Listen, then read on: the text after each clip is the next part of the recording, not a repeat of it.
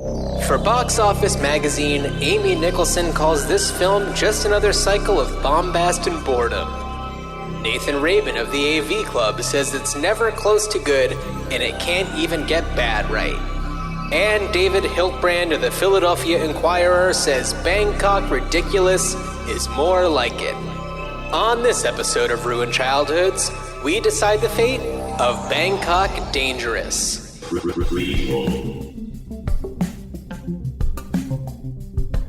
Sequel. Reboot. Which one will it be? It's the Ruined Childhoods podcast. Greetings, Starfighters. Look out, Dan. There's an assassin, and he's coming to get ya. You're in Prague. Oh, boy. Oh, I bet I'm his last job before he retires. Hello, everybody. Welcome to Ruined Childhoods. It's Ruined Childhoods time. Dan, we had a lot of fun on the last one. Had a blast. Want to thank Ray DeJohn for coming, for being with us and joining us to talk about all of the magic and wonder that is Back to the Beach. I feel like I gotta have one more chance to stand up for my boy Damian Slade, who played Bobby. Well, and you know, John, not for nothing, you are not alone, because in his rave review of the movie, Roger Ebert really gives Damian Slade a lot of credit. I know. I felt like, you know, Ray, I love you, but you were being a little hard on the guy. He makes me happy. He was not there to provide a method performance. No, nor was he supposed to be taken seriously. No, he was there to flick his little switchblade comb. And it was wonderful. Yeah. And he played really nicely off of Frankie and Annette. Yeah. And it was a lot of fun to watch that movie and revisit it and talk about it. Yeah. So before we talk about our soup du jour, Bangkok Dangerous, the movie that makes that actually does make Back to the Beach seem like it is high art. I did, and by the way, to those who might be new, checking us out for the first time, welcome. What we do here, if somebody is checking out this podcast for the first time on this episode, it means that they are seeking out a podcast that's talking about Bangkok Dangerous. Well, and to that I say welcome. Welcome. Yes, of course. You're our people. So what we do on this podcast is we kind of talk a little bit about the movie, about the plot, the characters, performances, and behind the scenes information. And then really the main course, if you will, is where John here and I discuss what we think could be done with this property if it had to be done, because everything's getting a spin-off or like sequel 20 years later or something. And so, and they're sometimes they're great, and sometimes they're not. So we kind of theorize, we imagine what we would do, what we would prefer to be done. And some of these are films and franchises and characters and series that are beloved to us. Some that are beloved to like society in general. Classics like Rebel Without a Cause. We did a couple of episodes ago. Classics that are just classics to us, like Back to the Beach. Right. And so I like to say like classics and cult classics, and some of them, of course, are just classics to us. In the case of Bangkok Dangerous, I feel like this movie is kind of notorious. It's not necessarily a classic or a cult classic, but I felt like it just kind of came up in the zeitgeist of crazy Nicolas Cage movies. So it seemed like it'd be fun to talk about in this context.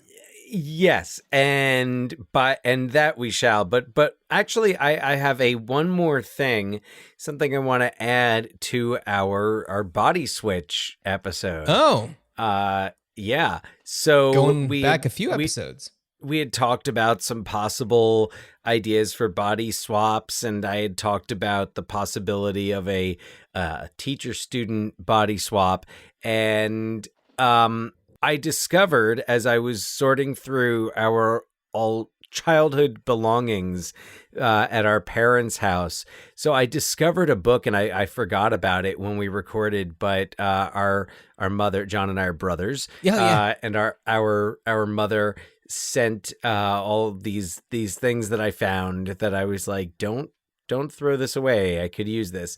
And what I forgot about was that this novel, if you will, by Todd Strasser, Help, I'm Trapped in My Teacher's Body. Oh, gotcha. And I don't know, this was not mine as a child.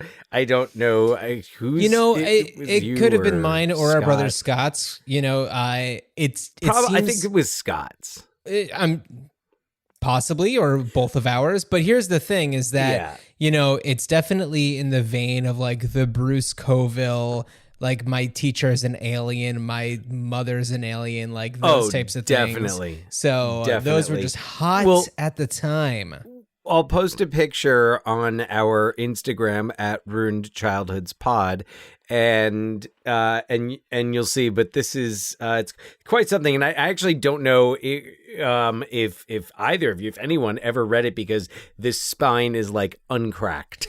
Look, I'm gonna be honest with you. I'm more of a movie guy than a book guy.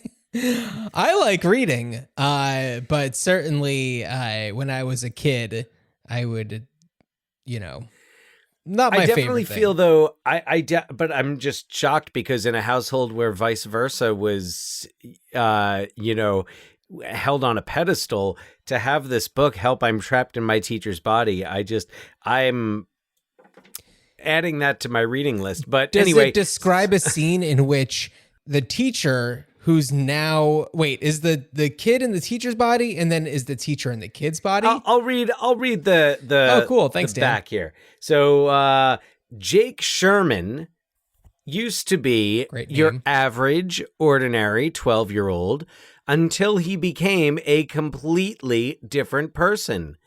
Tall, skinny, balding, nerdy. Uh-oh. Oh no. Jake's turned into his weirdo teacher, Mr. Dirksen.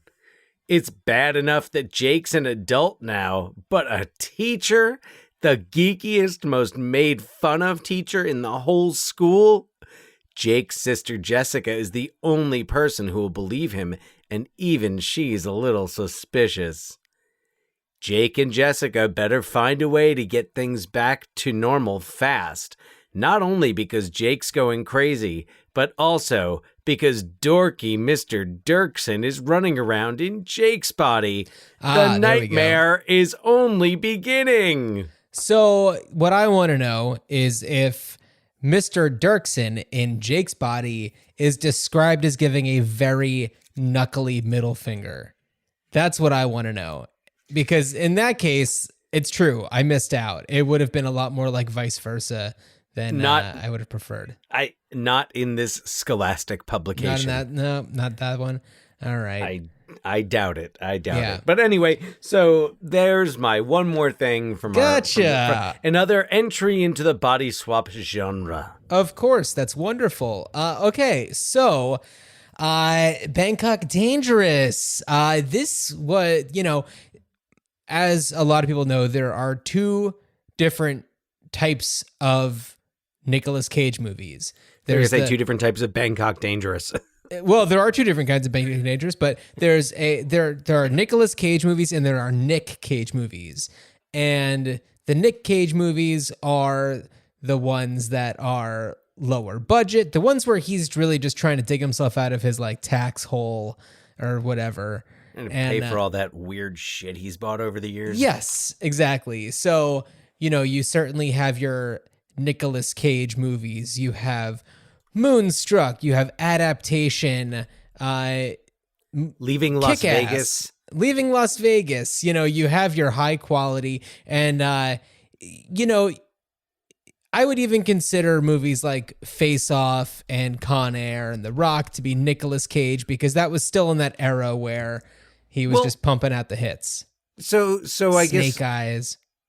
my question is, do the Nicolas Cage movies fall under the big wide release blockbusters? Not necessarily, because then there's like Mandy, which is an independent that's kind of just like a cult movie essentially, and that one's Nicolas. So I don't know. I think it's when they have at least the slightest shred of clout.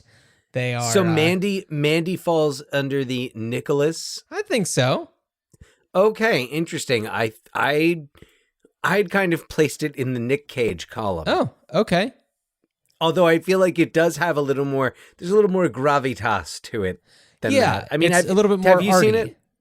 I have seen clips from it. I have not had the opportunity to watch it in full yet. I've seen it. Yeah. I've seen it. It's definitely like there's. I mean, I don't know. I don't have much to compare it to in like the Nic Cage. I will fess up to not having seen a whole lot of quote unquote Nic Cage the movies. Ghost Rider movies. Okay, I saw like say, part of the Ghost Rider movies. So wait, hold on. I would say even the National Treasure movies. So two types of movies. I'm sorry, I'm looking at a list of. I just Googled weird shit Nic Cage has bought, and I found a thrill list. List of 12 like absurd dinosaur things. bones and castles. 2 albino king cobras. A Gulfstream jet doesn't seem that odd here, but pygmy shrunken heads does. A pyramid tombstone. Yep, a 67 million year old Tarbosaurus skull. He outbid Leonardo DiCaprio for it. My God. He's got he had has an octopus, shark, crocodile, private island. That's all right, fine. A haunted murder mansion. That's pretty cool. And the Shah of Iran's Lamborghini. Okay. Like he bought it in 1997. It had belonged to the Shah of Iran, who before the revolution. Anyway, so yes, Nic Cage, Nicolas Cage. He's an interesting dude, but his new one, Pig, Nicolas Cage. I mean, yeah, that's what it seems. But I'm sure he's got another new one that's a Nic Cage. He's probably got 3 Nic Cages also, like that are quote unquote new. Like I'm go on Netflix and be like Nic Cage, Jamie King, and Bruce Willis, like sodden ground. Yeah. So, this is a remake of a 2000 film that is the same directors, but this is just the freshened up English language for the most part version. The original, there are some slight differences that kind of take different shape in this one. Unfortunately, I couldn't find the original anywhere to stream. Otherwise, I would have definitely checked it out because I'm sure it would have been, I don't know, maybe a better movie. But it seems like Nicolas Cage definitely had a hand in bringing this 2008 version to life. Yeah. He produced it. Yeah, but he's kind of like I feel like when you watch a Nic Cage movie, you're watching it because you want to see just the unleashed. And this is where I feel like Mandy actually kind of straddles that categories because he is like unleashed in Mandy. And there are certainly understandably so. There are certainly some that straddle the category, that have a foot in both sides. But so like you want to see him have those moments, I won't even try to impersonate. There are some great. Can I tell you which Nic Cage impersonation always comes to mind as one that I remember? And it's so random and it's such a minor thing. But so do you remember the Aaron Sorkin series Studio 60 on the Sunset Strip. Okay. I sure do. So this was, of course, behind the scenes, the wheelings, dealings, walkings, and talkings behind the scenes of a sketch comedy program. And yeah, like some of the more like supporting characters on the show were like the cast members. And Nate Cordry. Nate Cordry was on that show. Nate Cordry had a little bit of a more featured role than Beefy the person role. who I really I liked the series. I forget who else was, like Amanda Peet, Josh Lyman, Bradley Whitford, Matthew Perry. Matthew Perry was in it. I think Steven Weber probably popped. A lot of the Sorkin Steven regulars. Weber, I believe, did come in there at some point. So a guy who was in that movie is Simon Helberg. You would know him. One might know him from 2.5 Men. Others might know him from Florence Foster Jenkins with Meryl Streep. He was nominated for a Golden Globe for that, and he's currently appearing in the controversial art house sensation Annette with Adam Driver and Marion Cotillard. So Simon Helberg played one of the like cast members on the sketch show, and he did a Nicolas Cage. He did like I think like the sketch was the Nicolas Cage talk show. Ah, okay. And it was just like in one episode. It was like just something they were like, all right, well, we have to show part of the show that we are making this show about. So, he's on the Big Bang Theory. Oh, Big Bang. Did I say 2.5 Men? You did say 2.5 Men.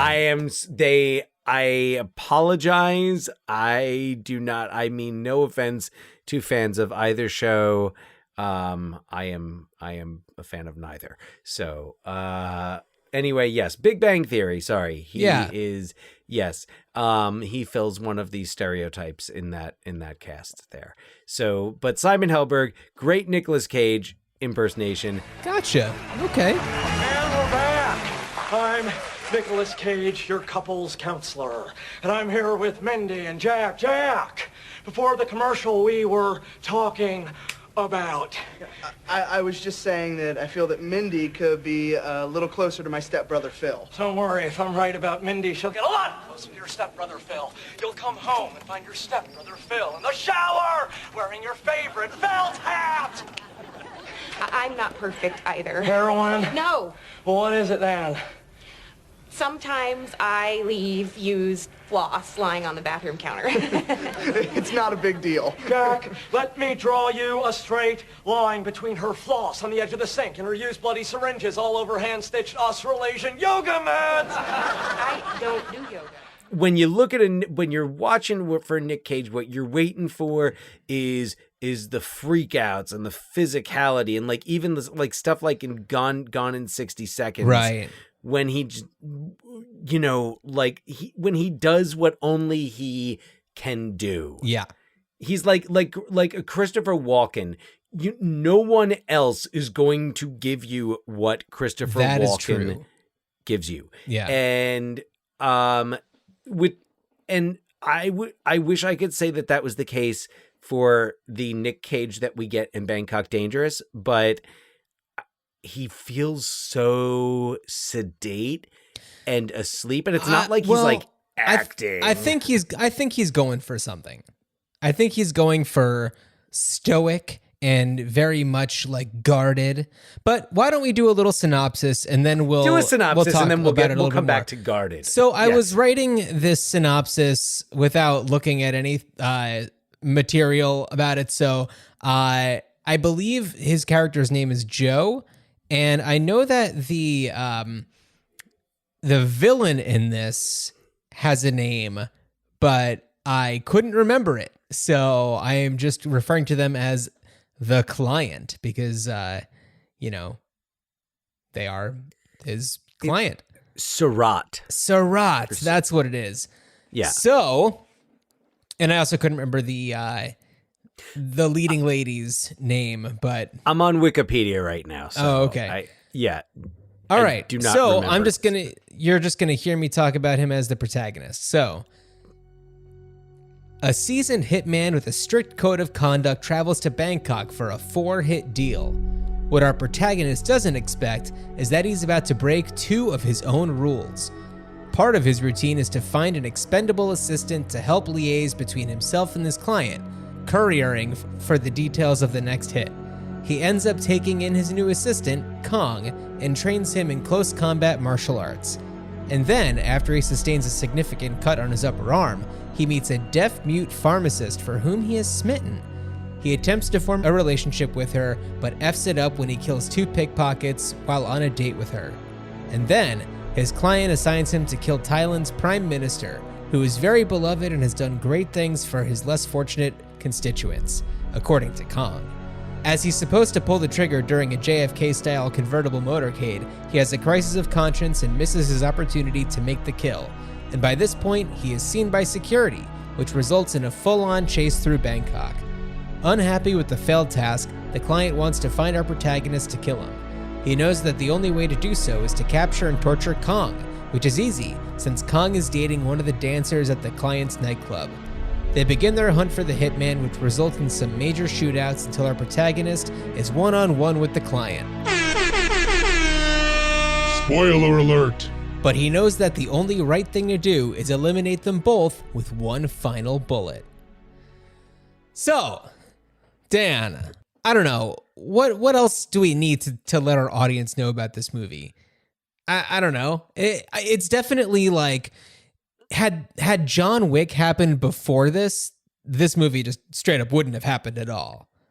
Oh, no, there would be no need. Because I think that what Nicolas Cage was hoping to go for was a John Wick style character, but just didn't pull it off. And No, I don't want to knock on Nicolas Cage's acting abilities because we know that he has them. Oh, it's not, and it's not just him. It really isn't just him. The failures it's a very of this stylized movie, very like overexposed film, and it's very 2008. It's very 2008, and I felt like I just imagined the filmmakers. I don't decades ago watching like their VHS copies of like Hard Boiled and the John Woo, like the classic John Woo movies, and it felt like this was like, thank God they didn't really do the slow motion that John Woo loves so much. But there were a couple shots where I feel like they slowed it down a little bit and it didn't really work. Yeah, it was that kind of like style. Like I feel like there's just like a programmed button now and things to like do that effect. It's like something's happening really fast and then it's going to slow down and speed up again. Yeah. And there is an alternate ending that I'm reading about here. Oh, is there? On the Wikipedia. So Kong steals a police car and comes to rescue Joe. Joe kills Surratt and gets into the police car, and then it says they hide in a neighborhood a few meters away from Surratt's headquarters.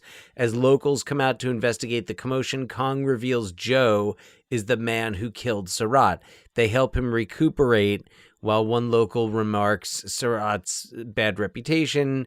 And so it's like ding dong, the witch is dead, and they give Nicolas Cage the ruby slippers. Actually, Kong then takes Joe to a boatman and gives him his passport so that he may flee a country. So literally tells, here's the ruby slippers. There's no place like home.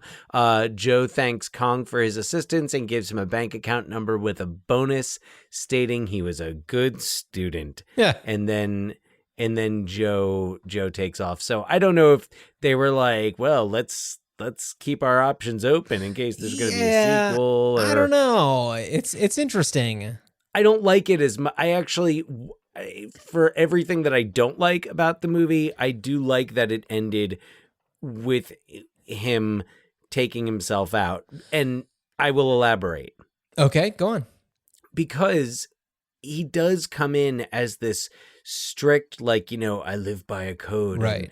And, but he seems to do everything that somebody who lives by like that type of code shouldn't do. Yeah.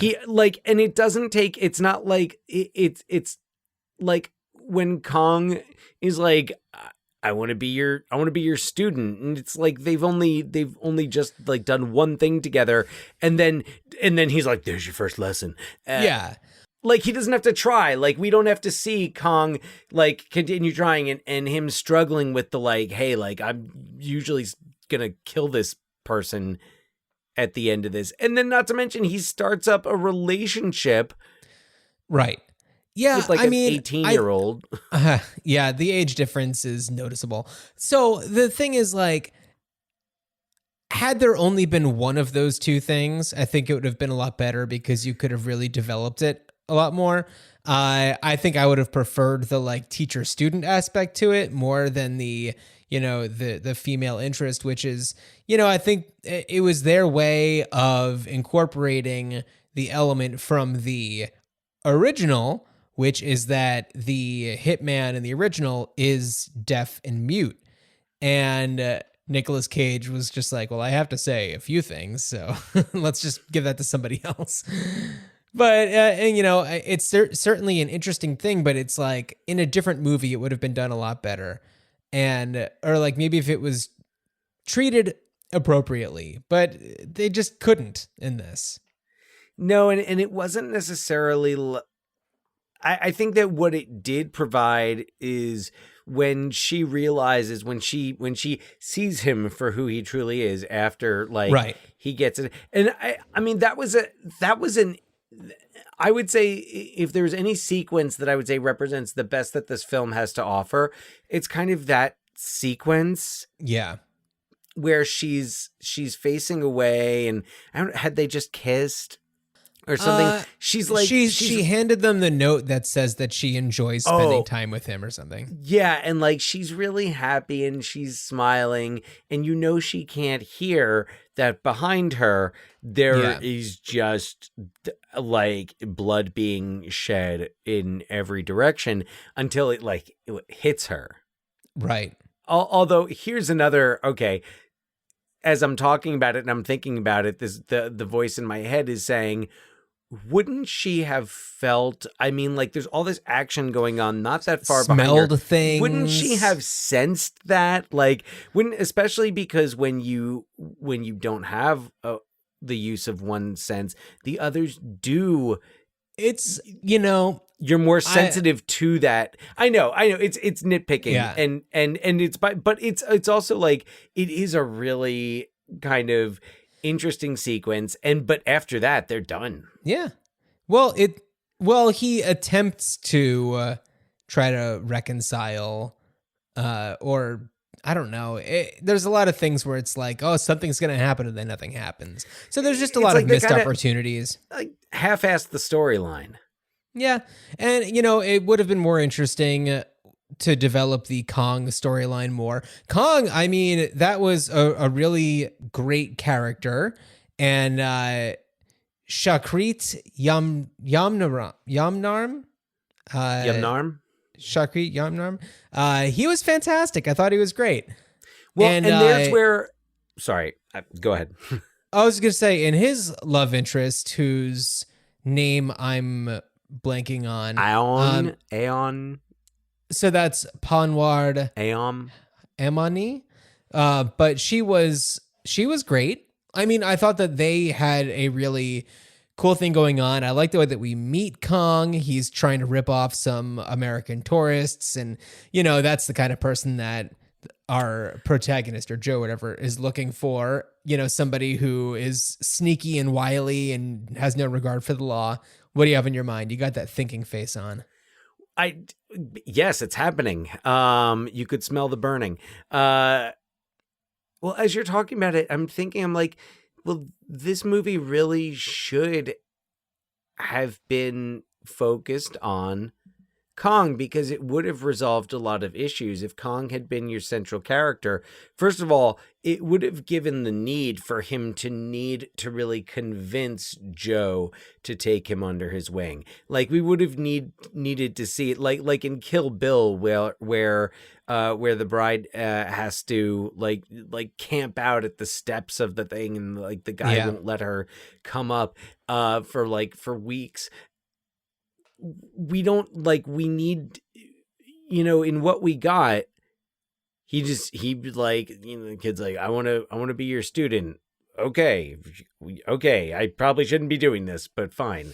I feel like with the focus on Kong, then it would make a lot more sense just from a writing perspective that you would have him, that you would need to see him struggle and work to earn and to turn Joe, in his favor.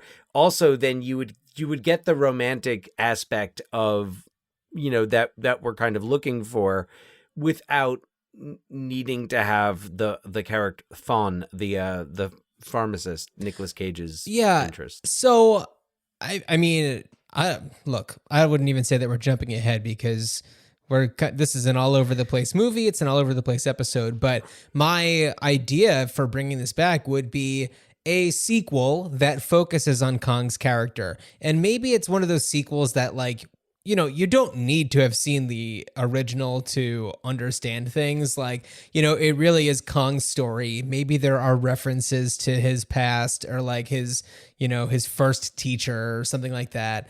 And, it's like he's, 13 years or whatever has gone by. He's learned from the mistakes of, his predecessors, and he has developed his own set of rules that he lives by, and he's good at it. And, I think that that's just kind of all I really want to get out there, is just like have a Kong movie, because he's a great actor. I mean, Bangkok Dangerous is the only, and I'm saying this kind of in quotes, but American movie, or one of the few that he's done. I think that all of his other work is just based in Thailand, and he's a writer or he's an actor and director and a whole bunch of other things. So it's like, and maybe this isn't an American release. Maybe it just is for Thailand, but he's a very charismatic actor. And the character is, I don't know, has more dimensions than Nicolas Cage's character. So yeah, I want a Kong movie. Yeah, and that's pretty much where I was left. Other than, you could go the prequel route, but I feel like you could take whatever storyline you would use in the prequel, you could just apply that to this. Like, how about Bangkok Dangerous is the prequel?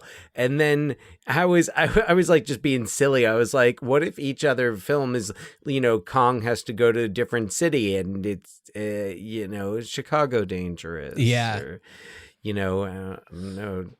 El Paso Dangerous. Right. Yeah. No, I mean, I think that there's opportunities to just like have a kind of Fast and the Furious Presents style attitude towards things, and really just have it be this, and I think that John Wick was kind of doing this in its own way, but like this kind of Hitman world.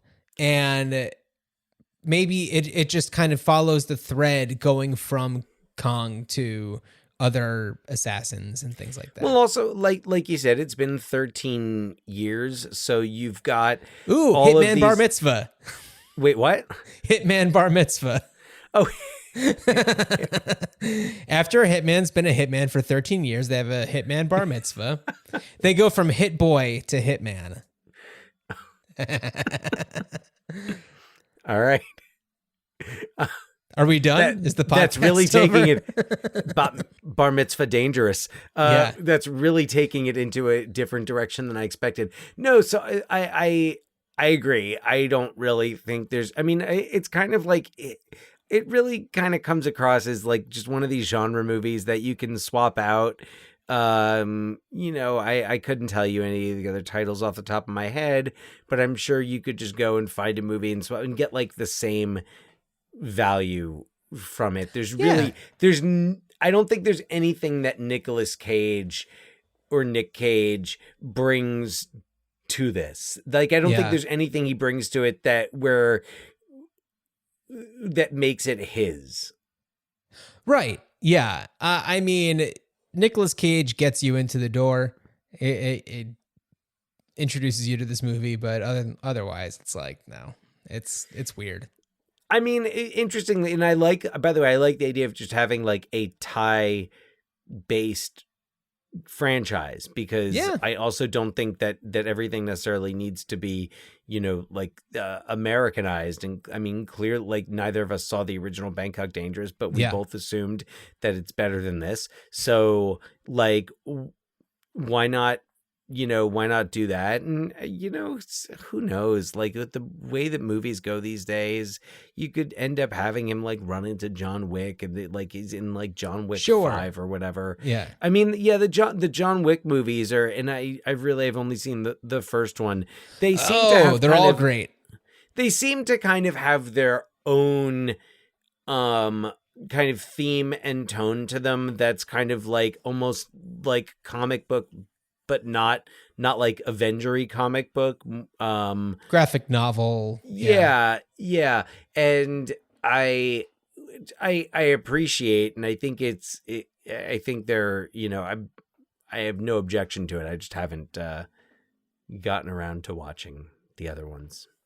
So, well, Dan, I think that this is a great way to get into a little game I've prepared for you. It's not a very long game. Fun. And just to remind our audience, or let everyone know for first-time listeners, when we play a game, if Dan answers correctly, you'll hear this sound. And then if Dan answers incorrectly, you'll hear this sound.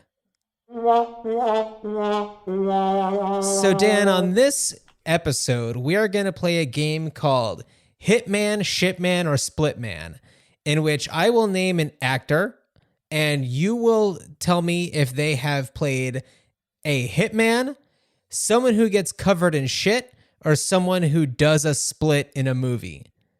Okay? Okay, so a hitman, an assassin for hire. Yes. A shitman, someone who literally gets covered in shit in a movie. Mm-hmm. In and a movie. Then Splitman was someone who does a split. Oh, someone who does a split. Okay, physically does a split. Okay. Someone who does a split. Got All it. right, Dan. I wasn't sure if it's like someone who leaves. And even though I'm not going to be keeping track of the points, you'll get an extra one if you name the movie in which the person is either a hitman, shitman, or splitman. And also, I want to note, I am saying hitman, shitman, and splitman, but it could also be a hit woman, shit woman, or split woman. Okay? Hit person, all right. Shit person, split person. And just for the record, my hands are up. I do not have my phone, and I am not. I always trust you to not be Googling. All right. George Clooney. Dan is thinking. Hold on. All right, George. He's trying to think. He's trying to picture him covered in shit. He's trying to picture him doing a split. I'm going to say Hitman, and the movie is The American. Very well done. I wanted to start it off with a pretty simple one. I was going to go Shitman, because for a moment I was thinking about, like, I was like, wait, in Oh Brother, Where Art Thou? In Oh Brother, Where Art Thou? I know. You can kind of picture it. But yeah. You can. George Clooney's that great of an actor. Go ahead. Yeah. Jennifer Lopez. Dan is thinking. He's looking like someone who's thinking. Can he picture Jennifer Lopez murdering somebody for hire? All right. So I'm trying to run through all of J-Lo's movies in my mind. Something I do frequently anyway. But I am gonna say, I'm trying to remember if she's done a split in anything. But I'm gonna say Hit Woman, and I'm gonna say, was she a hit woman in Geely?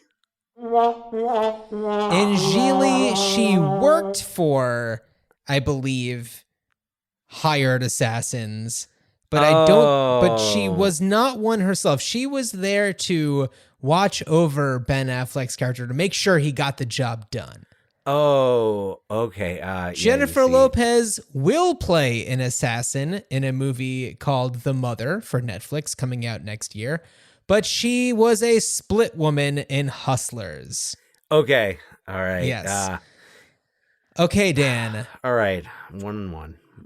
Dev Patel.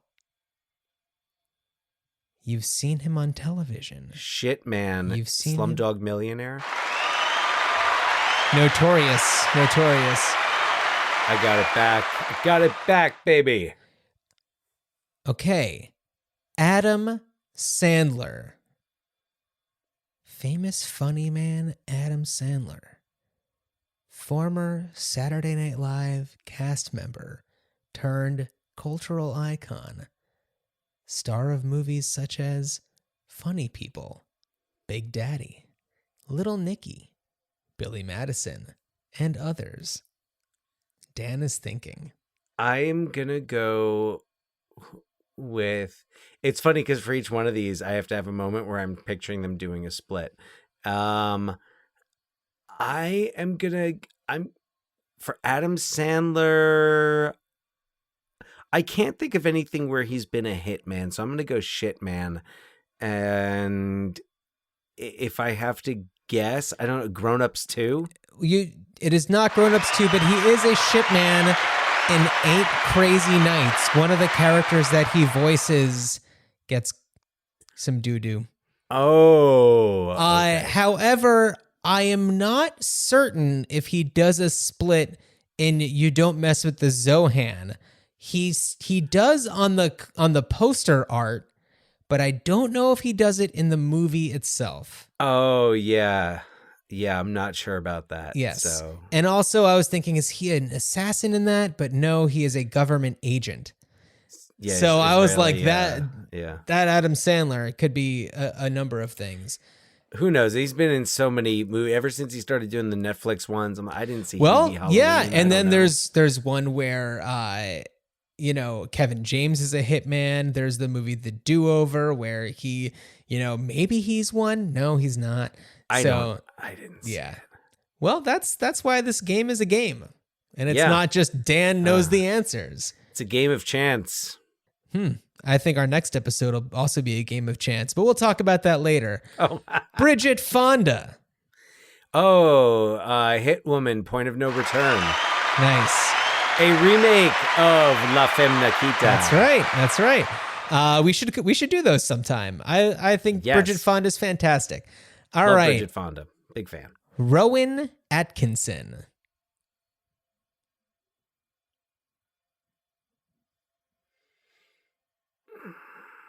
Rowan Atkinson. I'm going to go Splitman. Oh, jeez. I was like, someone's got to be a Splitman at some point. Is he a shitman? He's a shitman, Johnny English. In Johnny English. Okay. Yeah. Okay. I knew Johnny English wasn't a hitman. But right, but Rowan Atkinson has been in many movies, not just Mr. Bean stuff, No, he's Zazu in The Lion King. Among others. Okay. Here's one that'll be a quick one for you to answer. Jean-Claude Van Damme. Splitman in everything. He's in everything. Also Time Cop. You're going to notice I played both sound effects because, yes, he of course was a split man, but he was also a hitman in assassination games. Oh, okay. That's right, Dan. There can be more than one. Oh, right. Assassination games. Right. Yes. I just Everyone's learned that movie. I'm now years old learning about that. Okay. Okay, Dan. Ewan McGregor. Ooh. Oh, shit, man. Train Spotting. Very much so. Very much so. Oh, wow. Oh, man. What a movie. I remember 25 years since that came out. Holy shit. Okay, Dan. James McAvoy. Oh. I'm gonna say Hitman and Wanted.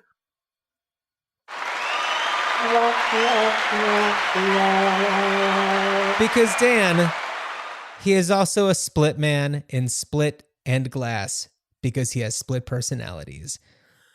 Oh no, that's I don't get a womp, when womp, you said earlier that someone who physically does a split, I did not say yes. There's no point in fighting me on this. This is a meaningless game. Oh man. Okay. No, I wouldn't. I don't think I would have guessed that anyway because Wanted came to mind. Yes, and Wanted would be definitely correct. And I'm looking to see. I have one more. Johnny Knoxville. Oh boy, John Knoxville. John Q. Knoxville. I'm gonna go with. I mean, oh man, it seems so obvious. That's why it seems so obvious. I'm gonna go Shitman. He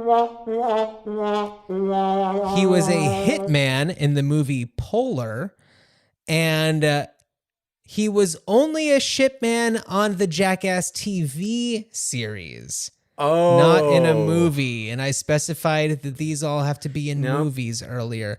Yeah, and I have not seen a single Jackass anything, so I just was like, odds are this guy's been covered in shit at some point. Yes, he famously on the TV show was put into a porta potty that was catapulted.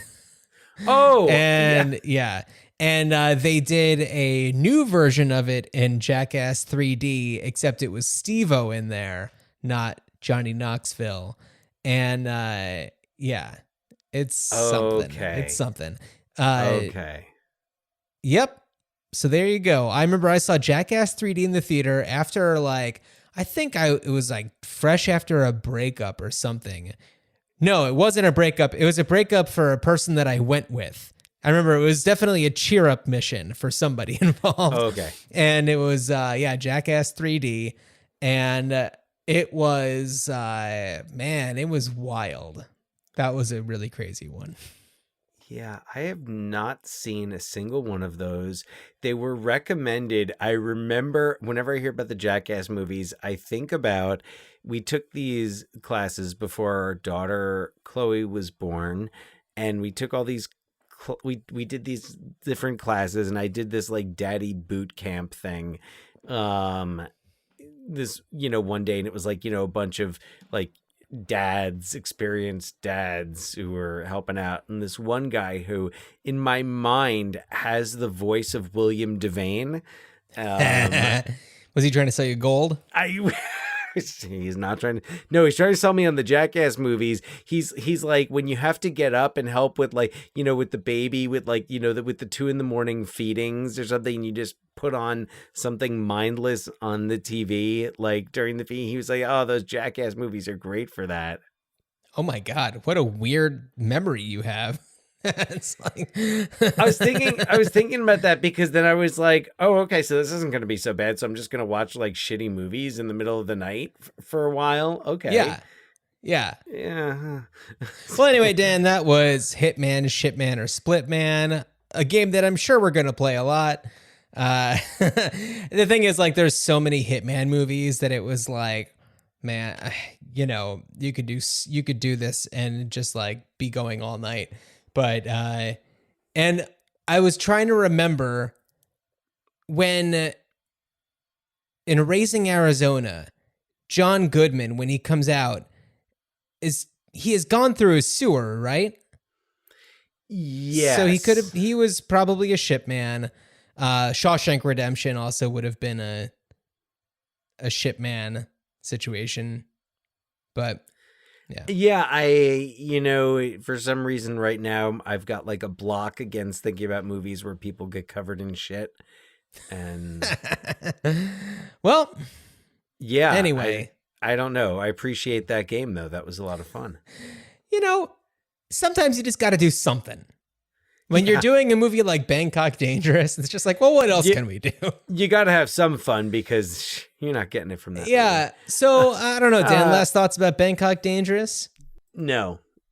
No, Yeah. I honestly don't want to think about it again. It wasn't like that. It wasn't like that terrible, but it's just like I don't need that movie. Does not need to take up a single byte of space on my mental hard drive. Yeah. So, all right. I have recently been thinking that I'd like to spend less time on Twitter because, let's face it, Twitter has proven itself time and time again to be, a giant box of crap. And you can only just cause trouble, or there's nothing good to do on there that you can't do someplace else.